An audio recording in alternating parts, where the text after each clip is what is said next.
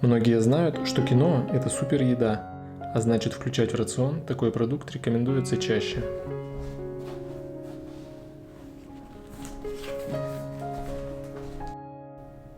Сегодня я покажу простую технику приготовления, в результате которой киноа получается ароматным и рассыпчатым.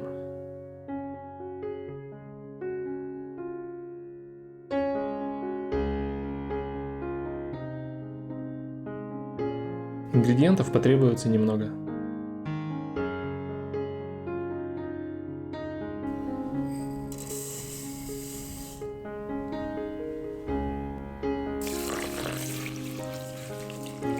В первую очередь с поверхности киноа нужно смыть сапонины, придающие горький вкус.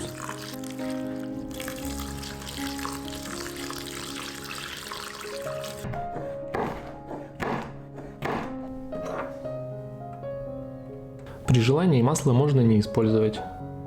У меня смесь рафинированного и нерафинированного оливковых масел.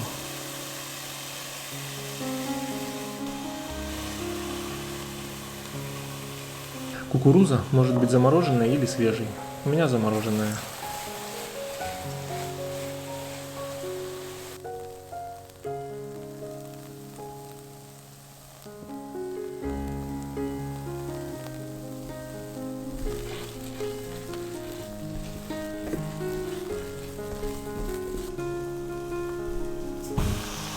Когда овощи готовы, добавляем киноа.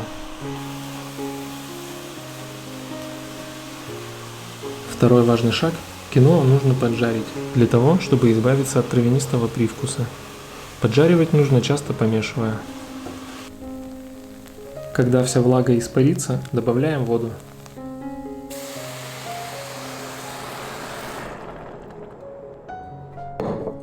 Соотношение 1 часть киноа к 2 частям воды.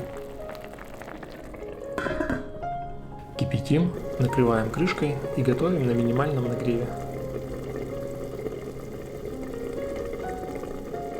Придать киноа аромат можно с помощью любых овощей, а также с помощью специй, трав и так далее.